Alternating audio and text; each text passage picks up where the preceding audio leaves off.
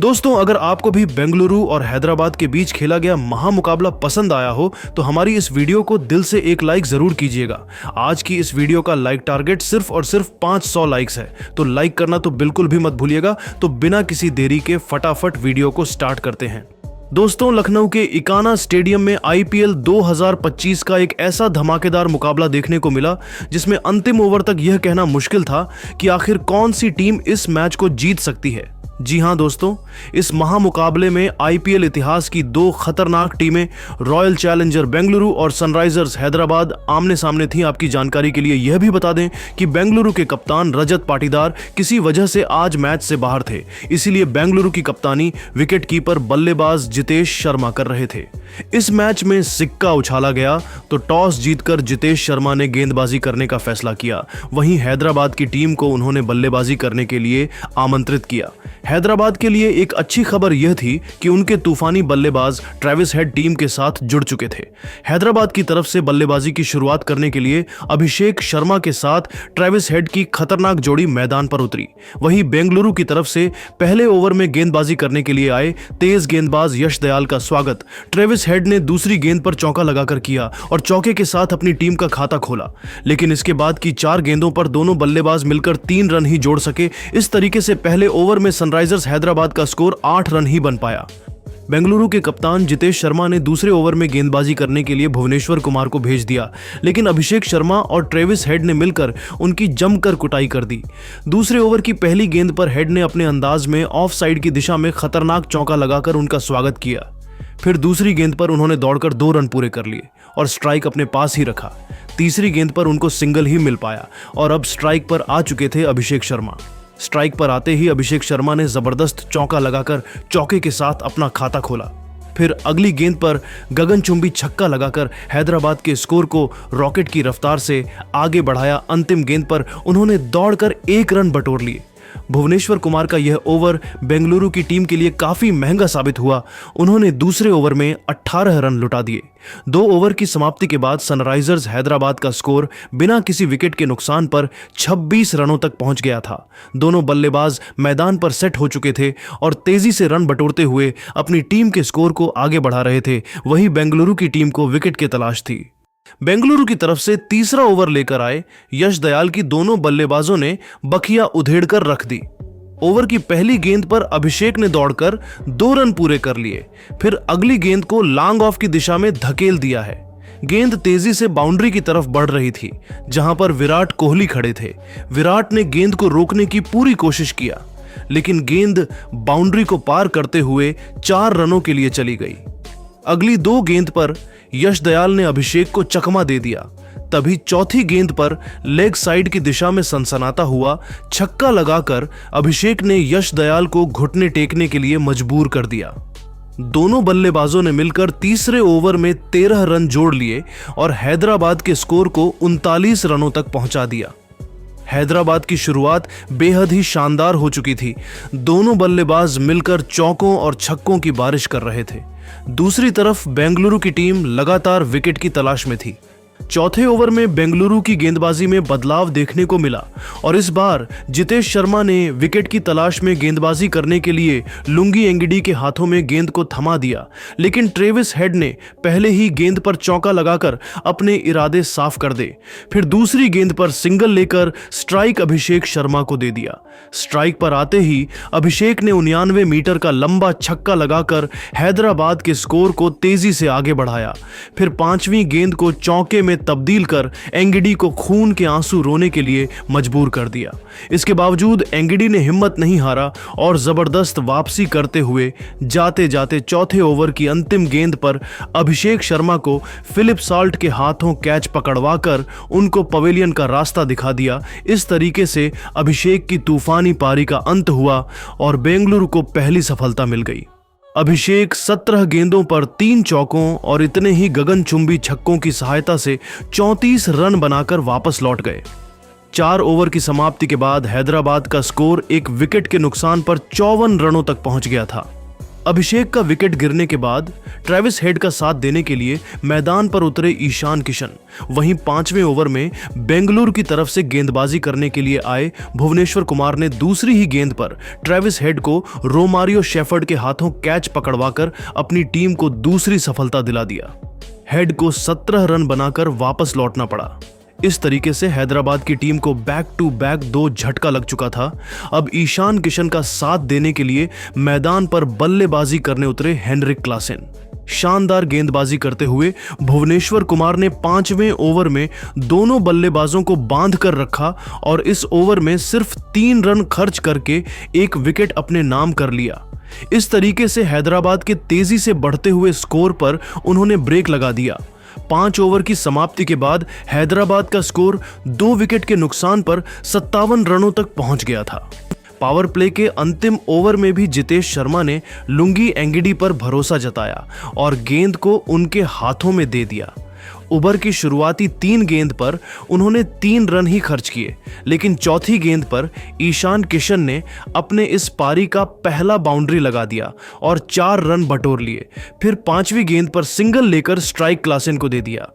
6वें over की अंतिम गेंद पर क्लासेन ने गगनचुंबी छक्का लगा दिया। इस तरीके से दोनों बल्लेबाजों ने पावर प्ले के अंतिम ओवर से 14 रन जोड़ डाले और हैदराबाद के स्कोर को 71 रनों तक पहुंचा दिया। पावर प्ले के समाप्ति के बाद 7वें ओवर में बेंगलुरु की गेंदबाजी में बड़ा बदलाव देखने को मिला और इस बार जितेश शर्मा ने गेंदबाजी करने के लिए सुयश शर्मा को भेज दिया, जिनका स्वागत क्लासेन ने तीसरी गेंद पर चौका लगाकर किया। इसके बाद भी उनका बल्ला रुकने का नाम नहीं लिया और चौथी गेंद पर ऑफ स्टंप के ऊपर से छक्का लगा दिया। 7वें ओवर की अंतिम 2 गेंदों से दोनों बल्लेबाजों ने सिंगल की मदद से 2 रन बटोरकर अपनी टीम के स्कोर को 7 ओवर में 84 रनों तक पहुंचा दिया। जहां एक छोर से हेनरिक क्लासेन चौकों और छक्कों की बारिश करके अपनी टीम के स्कोर को रॉकेट की रफ्तार से आगे बढ़ा रहे थे, वहीं दूसरी छोर से ईशान किशन भी कंधे से कंधा मिलाकर उनका भरपूर साथ दे रहे थे। बेंगलुरु की टीम को इस मुकाबले में बने रहने के लिए विकेट निकालना इसी सिलसिले में 8वें ओवर में बड़ा बदलाव करते हुए जितेश शर्मा ने स्पिन के जादूगर कृणाल पांड्या को बुला लिया। कृणाल अपने खतरनाक गेंदबाजी से दोनों बल्लेबाजों को चकमा दे रहे थे। ईशान और क्लासेन को 8वीं ओवर में सिंगल के साथ ही काम चलाना पड़ा और दोनों खिलाड़ी 8वें ओवर से 5 रन ही जोड़ सके। 8 ओवर की समाप्ति के बाद हैदराबाद का स्कोर 2 विकेट के नुकसान पर 79 रनों तक पहुंच गया था। दोनों बल्लेबाज मजबूती के साथ मैदान पर अपना पैर जमा चुके थे और उनके बीच बड़े साझेदारी पनपती हुई दिखाई दे रही थी। वहीं बेंगलुरु की टीम को लगातार विकेट की तलाश थी। 9वें ओवर में जितेश शर्मा ने नई रणनीति के साथ विकेट की तलाश में गेंदबाजी करने के लिए सुयश शर्मा को भेज दिया, लेकिन ईशान किशन ने पहले ही गेंद पर चौका लगाकर बेंगलुरु की सारी रणनीतियों पर पानी फिर दिया। इसके बाद अगली गेंद पर एक और सनसनाता हुआ चौका जड़कर हैदराबाद के स्कोर को रॉकेट की रफ्तार से आगे बढ़ाया। फिर तीसरी गेंद पर सिंगल लेकर स्ट्राइक क्लासेन को दे दिया। स्ट्राइक पर आते ही क्लासेन ने भी ताबड़तोड़ अंदाज में बल्लेबाजी करते हुए खतरनाक चौका लगाकर सुयश शर्मा की जमकर कुटाई कर दी। लेकिन इस चौके का बदला लेते हुए सुयश ने 5वीं गेंद पर क्लासेन को रोमारियो शेफर्ड के हाथों कैच पकड़वा दिया। इस तरीके से हैदराबाद की टीम को तीसरा झटका लग गया। क्लासेन अपनी टीम के लिए 13 गेंदों पर 2 चौकों और 2 छक्कों की सहायता से 24 रन बनाकर वापस लौट गए, लेकिन ईशान किशन अभी भी मैदान पर डटे हुए थे और अब हैदराबाद की तरफ से बल्लेबाजी करने मैदान पर अनिकेत वर्मा आ चुके थे। दोनों बल्लेबाजों के कंधों पर अपनी टीम की पूरी जिम्मेदारी आ चुकी थी। 10वें ओवर में बेंगलुरु की तरफ से कृणाल पांड्या गेंदबाजी कर रहे थे। इस ओवर में ईशान और अनिकेत ने मिलकर 10 रन बटोर लिए, जिसमें ईशान किशन का एक छक्का भी शामिल था। 10 ओवर की समाप्ति के बाद हैदराबाद का स्कोर 3 विकेट के नुकसान पर 113 रनों तक पहुंच गया था। बेंगलुरु की तरफ से 11वां ओवर लेकर आए सुयश शर्मा की अनिकेत वर्मा ने धज्जियां उड़ाकर रख दिया।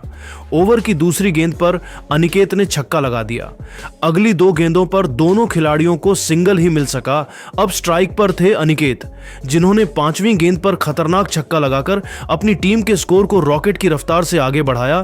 फिर अंतिम गेंद पर अनिकेत ने 91 मीटर का लंबा छक्का लगाकर सुयश शर्मा की बखिया उधेड़ कर रख दिया।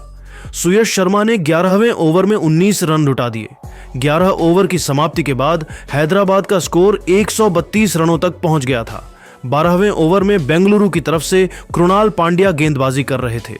ओवर की पहली गेंद पर ईशान किशन ने गगनचुंबी छक्का लगाया, फिर दूसरी गेंद पर सिंगल लेकर स्ट्राइक अनिकेत को दे दिया। स्ट्राइक पर आते ही अनिकेत ने भी लेग साइड की दिशा में सनसनाता हुआ छक्का लगाकर हैदराबाद के स्कोर को रॉकेट के रफ्तार से आगे बढ़ाया, लेकिन अगले ही गेंद पर वह कृणाल पांड्या का शिकार हो गए। अनिकेत को 26 रन बनाकर वापस लौटना पड़ा, लेकिन ईशान किशन एक छोर से डटे हुए थे और उनके साथ देने के लिए नीतीश कुमार रेड्डी आ चुके थे। 12 ओवर की समाप्ति के बाद हैदराबाद का स्कोर 147 रनों तक पहुंच गया था। 13वें ओवर में दोनों बल्लेबाजों ने मिलकर 9 रन जोड़ लिए, जिसमें ईशान का एक चौका शामिल था। 14वें ओवर में जितेश शर्मा ने गेंदबाजी करने के लिए कृणाल पांड्या को भेज दिया। कृणाल अपने गेंदबाजी से दोनों बल्लेबाजों को खूब परेशान कर रहे थे। तभी 5वीं गेंद पर ईशान ने शानदार चौका जड़कर अपनी टीम के स्कोर को 154 रनों तक पहुंचा दिया। 15वें ओवर में रोमारियो शेफर्ड ने खतरनाक गेंदबाजी करते हुए दूसरी गेंद पर नीतीश कुमार रेड्डी को पवेलियन का रास्ता दिखा दिया। नीतीश सिर्फ 4 रन बनाकर निराशा मन से वापस लौट गए। नीतीश का विकेट गिरने के बाद हैदराबाद की तरफ से मैदान पर उतरे अभिनव मनोहर। दोनों खिलाड़ियों ने सिंगल की मदद से इस ओवर से 4 रन ही जोड़ पाए। 15 ओवर में हैदराबाद का स्कोर 5 विकेट के नुकसान पर 168 रनों तक पहुंच गया था। 16वें ओवर में जितेश शर्मा ने भुवनेश्वर कुमार पर भरोसा जताया और गेंद को उनके हाथों में थमा दिया। ओवर की शुरुआती 2 गेंद अभिनव को बिल्कुल भी समझ में नहीं आई, लेकिन तीसरी गेंद पर लेग साइड के दिशा में छक्का लगाकर उन्होंने अपनी टीम के स्कोर को तेजी से आगे बढ़ाया। भुवनेश्वर में इस ओवर में 9 रन खर्च कर दिए। बेंगलुरु की तरफ से 17वां ओवर लेकर आए रोमारियो शेफर्ड अपने गेंदबाजी से दोनों बल्लेबाजों को खूब परेशान कर रहे थे। तभी चौथी गेंद पर ईशान ने छक्का लगा दिया और 5वीं गेंद पर सिंगल लेकर स्ट्राइक अभिनव को दे दिया। रोमारियो ने जाते जाते ओवर की अंतिम गेंद पर अभिनव को अपने जाल में फंसाकर हैदराबाद को छठा झटका दे दिया। अभिनव के पेवेलियन लौटने के बाद अब बल्लेबाजी करने के लिए खुद कप्तान पैट कमिंस मैदान पर उतर चुके थे। 18वें ओवर में ईशान किशन ने अकेले 15 रन जोड़ लिए, जिसमें उन्होंने एक चौका और एक लंबा छक्का लगाया था।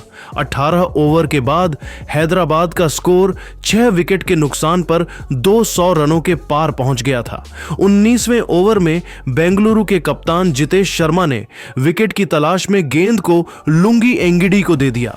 इस ओवर में पैट कमिंस और ईशान किशन समझदारी के साथ बल्लेबाजी कर रहे थे। दोनों खिलाड़ी सिंगल और डबल के साथ अपनी टीम के स्कोर को आगे बढ़ा रहे थे। तभी 5वीं गेंद पर कप्तान पैट कमिंस ने सनसनाता हुआ छक्का लगाकर एंगिडी के होश उड़ा दिए। फिर अंतिम गेंद पर उन्होंने दौड़कर 2 रन पूरे कर लिए।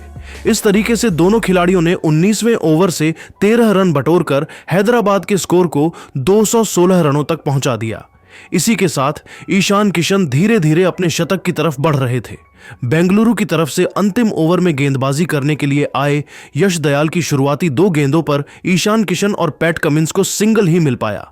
तीसरी गेंद पर ईशान ने चीते की रफ्तार से दौड़कर 2 रन पूरे कर लिए और स्ट्राइक अपने पास ही रखा। इसके बाद 5वीं गेंद पर ईशान ने लॉन्ग ऑफ की दिशा में 88 मीटर का लंबा छक्का लगा दिया। ओवर की अंतिम गेंद पर उनको 1 रन ही मिल पाया। दोनों खिलाड़ियों ने मिलकर 20वें ओवर में 15 रन बटोर लिए।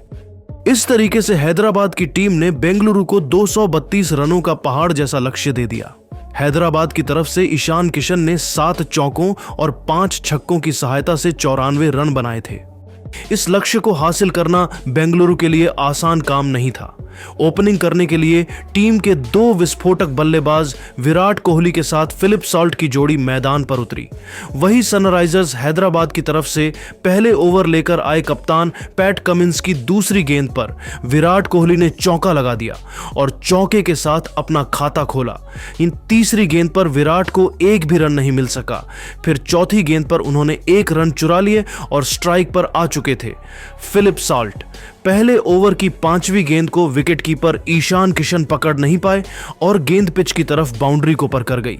इस तरीके से बेंगलुरु को 4 एक्स्ट्रा रन मिल गया। इस तरीके से पहले ओवर में बेंगलुरु का स्कोर 10 रन बन चुका था। दूसरे ओवर में हैदराबाद के कप्तान पैट कमिंस ने गेंदबाजी करने के लिए जयदेव उनादकट को भेज दिया, जिनका स्वागत विराट कोहली ने दूसरे गेंद पर खतरनाक चौक छड़कर किया। तीसरी गेंद पर विराट ने दौड़कर 2 रन पूरे कर लिए और स्ट्राइक अपने पास ही रखा। ओवर की चौथी गेंद पर विराट को सिंगल ही मिल सका और अब स्ट्राइक पर आ चुके थे फिलिप साल्ट। दूसरे ओवर की अंतिम गेंद पर साल्ट ने तगड़ा प्रहार किया। गेंद बाउंड्री की तरफ जा रहे थे, लेकिन नीतीश कुमार रेड्डी ने चीते की रफ्तार से दौड़कर गेंद को रोक लिया और अपनी टीम के लिए 2 महत्वपूर्ण रन बचा लिए। दूसरे ओवर में दोनों खिलाड़ियों ने 9 रन जोड़ डाले। 2 ओवर की समाप्ति के बाद रॉयल चैलेंजर बेंगलुरु का स्कोर बिना किसी विकेट के नुकसान पर 19 रनों तक पहुंच गया था। दोनों बल्लेबाज पूरी तरीके से मैदान पर सेट हो चुके थे और धीरे धीरे अपनी टीम के स्कोर को आगे बढ़ा रहे थे। वहीं दूसरी तरफ हैदराबाद की टीम को विकेट की तलाश थी। हैदराबाद की तरफ से तीसरा ओवर लेकर आए कप्तान पैट कमिंस की विराट कोहली ने जमकर कुटाई कर दी। तीसरे ओवर की पहली गेंद पर विराट ने ताबड़तोड़ अंदाज में प्रहार किया। गेंद लॉन्ग ऑफ की दिशा में बाउंड्री की तरफ तेजी से बढ़ रही थी, जहां पर नीतीश कुमार रेड्डी ने दौड़कर गेंद को रोकने का प्रयास किया, लेकिन वह नहीं रोक सके और विराट को चौका मिल गया। अगली 2 गेंद पर विराट और साल्ट को सिंगल ही मिल सका और अभी भी स्ट्राइक पर द विराट कोहली। तीसरे ओवर की चौथी गेंद पर विराट कोहली ने एक और शानदार चौका जड़कर बेंगलुरु के स्कोर को रॉकेट की रफ्तार से आगे बढ़ाया। फिर अंतिम गेंद पर भी विराट ने चीते की रफ्तार से दौड़कर 2 रन पूरे कर ली। पैट कमिंस का ये ओवर हैदराबाद की टीम के लिए काफी महंगा साबित हुआ और उन्होंने तीसरे ओवर में 12 रन लुटा दिए। 3 ओवर की समाप्ति के बाद बेंगलुरु का स्कोर बिना किसी विकेट के नुकसान पर 31 रनों तक पहुंच गया था। जहां एक छोर से विराट कोहली चौके और छक्के लगाकर अपनी टीम के स्कोर को आगे बढ़ा रहे थे, वहीं दूसरी छोर से फिलिप साल्ट भी कंधे से कंधा मिलाकर उनका भरपूर साथ दे रहे थे। हैदराबाद की टीम को इस मुकाबले में बने रहने के लिए लगातार विकेट की तलाश थी। चौथे ओवर में हैदराबाद की गेंदबाजी में बदलाव देखने को मिला और इस बार गेंदबाजी करने के लिए पैट कमिंस ने हर्षल पटेल को बुला लिया, लेकिन हर्षल पटेल भी दोनों खिलाड़ियों के खतरनाक बल्लेबाजी के सामने नहीं टिक सके। ओवर की दूसरी गेंद पर विराट ने चौका लगाकर उनका स्वागत किया, फिर अगली गेंद को भी उन्होंने चौक में तब्दील कर दिया। हालांकि इसके बाद हर्षल पटेल ने वापसी करते हुए अंतिम 3 गेंदों पर विराट कोहली को चकमा दे दिया। दोनों खिलाड़ियों ने मिलकर चौथे ऊपर से 11 रन जोड़ डाले और अपनी टीम के स्कोर को 4 ओवर में 42 रनों तक पहुंचा दिया। दोनों खिलाड़ी आज जबरदस्त फॉर्म में दिखाई दे रहे थे। खासकर विराट कोहली की बल्लेबाजी को देखकर तो ऐसा लग रहा था कि आज वह हैदराबाद के गेंदबाजों से किसी बात का बदला ले रहे हैं। सनराइजर्स हैदराबाद की तरफ से 5वां ओवर लेकर आए। जयदेव उनादकट की पहली गेंद पर साल्ट ने सिंगल लेकर स्ट्राइक विराट कोहली दे दिया। स्ट्राइक पर आते ही कोहली ने सनसनाता हुआ चौका लगाकर अपनी टीम के स्कोर को रॉकेट की रफ्तार से आगे बढ़ाया। तीसरी गेंद पर कोहली को सिंगल ही मिल सका और स्ट्राइक पर आ चुके थे साल्ट। जयदेव उनादकट के चेहरे पर दबाव साफ झलक रहा था, इसलिए उनकी अगली गेंद वाइड चली गई। इसी का जबरदस्त फायदा उठाते हुए फिलिप साल्ट ने खतरनाक चौका जड़ दिया। अंतिम 2 गेंदों पर जयदेव उनादकट ने 2 रन ही खर्च किए। इस तरीके से 5 ओवर की समाप्ति के बाद बेंगलुरु का स्कोर 55 रनों तक पहुंच गया था। दोनों बल्लेबाज मैदान पर मजबूती से अपना पैर जमा चुके थे और उनके बीच एक बड़ी साझेदारी पनपती हुई दिखाई दे रही थी, जबकि हैदराबाद को इस मुकाबले में बने रहने के लिए लगातार विकेट की तलाश थी। पावर प्ले के अंतिम ओवर में हैदराबाद के कप्तान पैट कमिंस ने रणनीति बनाई और विकेट की तलाश में गेंदबाजी करने के लिए ईशान मलिंगा को भेज दिया, लेकिन उनका यह प्रयोग बहुत ही ज्यादा महंगा साबित हुआ। 6वें ओवर की पहली गेंद पर कोहली ने लेग साइड की दिशा में 77 मीटर का छक्का लगाकर उनका स्वागत किया। इसके बाद तीसरी गेंद पर साल्ट ने चौका लगाकर उनकी जमकर कुटाई कर दी। इसके बाद भी उनका बल्ला रुकने का नाम नहीं लिया और 5वीं गेंद पर ऑफ स्टंप के ऊपर से लंबा छक्का लगाकर अपनी टीम के स्कोर को रॉकेट की रफ्तार से आगे बढ़ाया। ईशान मलिंगा ने 6वें ओवर में 17 रन लुटा दिए। पावर प्ले की समाप्ति के बाद बेंगलुरु का स्कोर बिना किसी विकेट के नुकसान पर 72 रनों तक पहुंच गया था। वहीं विराट कोहली धीरे धीरे अपने अर्धशतक की तरफ बढ़ रहे थे। 7वें ओवर में गेंदबाजी में बड़ा बदलाव करते हुए कप्तान पैट कमिंस ने हर्ष दुबे के हाथों में गेंद को थमा दिया। हर्ष ने अपनी खतरनाक गेंदबाजी से दोनों बल्लेबाजों को जकड़ कर रखा। तभी चौथी गेंद पर साल्ट ने छक्का लगा दिया। फिर 5वीं गेंद पर सिंगल लेकर स्ट्राइक कोहली को दे दिया। जबरदस्त वापसी करते हुए हर्ष दुबे ने जाते जाते 7वें ओवर की अंतिम गेंद पर विराट कोहली को अभिषेक शर्मा के हाथों कैच पकड़वाकर पवेलियन का रास्ता दिखा दिया। इस तरीके से विराट के तूफानी पारी का अंत हुआ। अपने इस पारी के दौरान कोहली ने 25 गेंदों में 7 चौके और 1 छक्के की सहायता से 43 रन बनाए। इस तरीके से 80 रन के स्कोर पर बेंगलुरु को पहला झटका लग गया। कोहली के पेवेलियन लॉट के बाद फिलिप साल्ट का साथ देने के लिए मैदान पर मयंक अग्रवाल उतर चुके थे। वही 8वें ओवर में हैदराबाद की तरफ से हर्षल पटेल गेंदबाजी कर रहे थे। ओवर की पहली गेंद पर साल्ट ने शानदार चौका लगाया। फिर अगली गेंद पर सिंगल लेकर स्ट्राइक मयंक अग्रवाल को दे दिया। स्ट्राइक पर आते ही मयंक ने लेग साइड की दिशा में सनसनाता हुआ चौका लगाकर बेंगलुरु के स्कोर को रॉकेट की रफ्तार से आगे बढ़ाया। फिर अंतिम गेंद पर साल्ट ने लंबा छक्का लगाकर बेंगलुरु के स्कोर को 96 रनों तक पहुंचा दिया। 9वें ओवर में दोनों खिलाड़ियों ने 12 रन जोड़ लिए, जिसमें साल्ट का 1 छक्का शामिल था। 10वें ओवर में हैदराबाद की तरफ से ईशान मलिंगा गेंदबाजी कर रहे थे, जहां पर मयंक और साल्ट ने मिलकर 10 रन बटर लिए। इस ओवर में साल्ट ने 1 चौका लगाया था। 11वें ओवर में खतरनाक गेंदबाजी करते हुए नीतीश कुमार रेड्डी ने दोनों बल्लेबाजों के होश उड़ा दिए। मयंक और फिलिप साल्ट संभल कर अपना विकेट बचा रहे थे, लेकिन चौथी गेंद पर मयंक अग्रवाल को ईशान किशन ने स्टंपिंग करके बेंगलुरु को दूसरा झटका दे दिया। मयंक अपनी टीम के लिए 10 गेंदों पर 11 रनों की धीमी पारी खेलकर बेहद निराश मन से वापस लौट गए, लेकिन फिलिप साल्ट अभी भी मैदान पर डटे हुए थे और उनका साथ देने के लिए इंपैक्ट प्लेयर के रूप में रजत पाटीदार बल्लेबाजी करने के लिए उतर चुके थे। दोनों खिलाड़ियों के कंधों पर अपनी टीम की पूरी जिम्मेदारी आ चुकी थी। 11वें ओवर की अंतिम गेंद पर साल्ट ने गगनचुंबी छक्का लगाकर बेंगलुरु के स्कोर को 127 रनों तक पहुंचा दिया। 12वें ओवर में गेंदबाजी करते हुए पैट कमिंस अपने गेंदबाजी से दोनों बल्लेबाजों को खूब परेशान कर रहे थे। तभी दूसरी गेंद पर उन्होंने फिलिप साल्ट को हर्षल पटेल के हाथों कैच पकड़वाकर उनको पवेलियन भेज दिया। साल्ट 32 गेंद पर 62 रनों की तूफानी पारी खेलकर वापस लौट गए। 9वें ओवर में दोनों खिलाड़ियों ने 12 रन जोड़ लिए, जिसमें साल्ट का 1 छक्का शामिल था।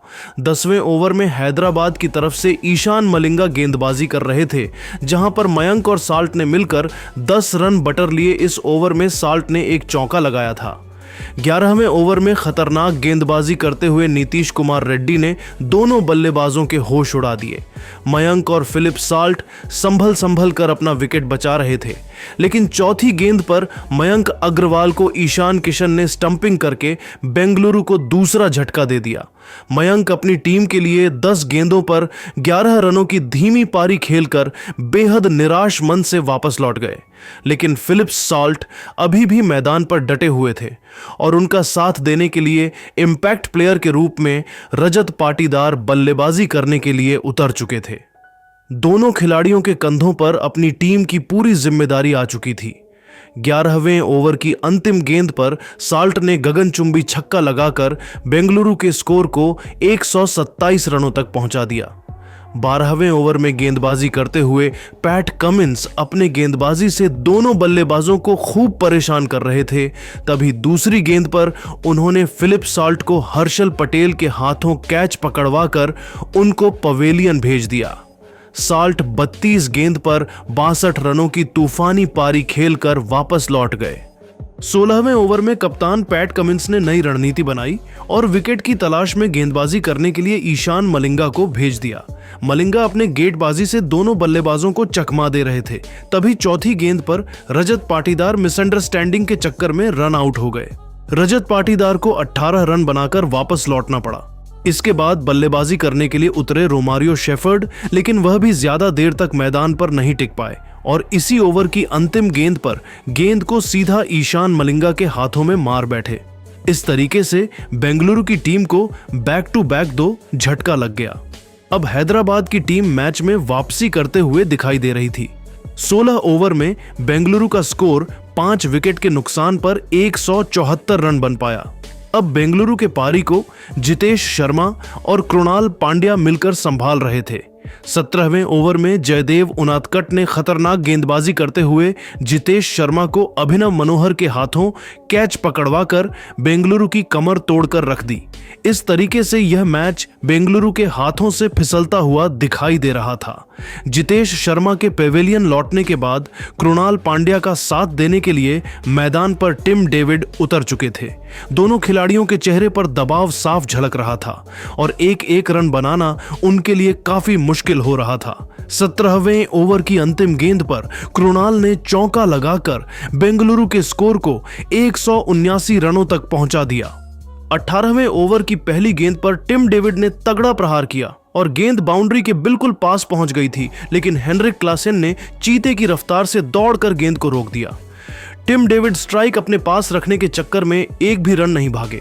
इसके बाद मलिंगा ने टिम डेविड को जकड़ कर रखा। फिर चौथी गेंद पर टिम डेविड को अपने जाल में फंसाकर बेंगलुरु के उम्मीदों को खत्म कर दिया। बेंगलुरु की टीम के लिए यह मैच जीतना मुश्किल था, क्योंकि उसे जीत के लिए 12 गेंदों में 46 रनों की जरूरत थी। धीरे धीरे मुकाबला आगे बढ़ता गया और इसके बाद बेंगलुरु के एक के बाद एक विकेट ताश के पत्तों की तरह बिखरती चली गई। अब क्रीज पर कृणाल पांड्या के साथ भुवनेश्वर कुमार मौजूद थे। फिर भुवनेश्वर को कमिंस ने 3 रन पर बोल्ड कर दिया। फिर कृणाल भी 8 रन बनाकर कमिंस का शिकार हुए। इसके बाद हर्षल पटेल ने यश दयाल को क्लीन बोल्ड करके आरसीबी को 189 रन पर ऑल आउट कर दिया और इसके बाद सनराइजर्स हैदराबाद ने आरसीबी को 42 रनों से हराकर बड़ी जीत दर्ज की है। अब बेंगलुरु की टीम को टॉप 2 में पहुंचने के लिए हर हाल में अगला मुकाबला लखनऊ के खिलाफ जीतना ही होगा। साथ में अगर पंजाब की टीम बाकी बचे हुए अपने 2 मुकाबलों में से एक मैच हार जाए, तभी अब रॉयल चैलेंजर बेंगलुरु की टीम टॉप 2 में पहुंच पाएगी, नहीं तो बेंगलुरु का टॉप 2 से बाहर होना तय है।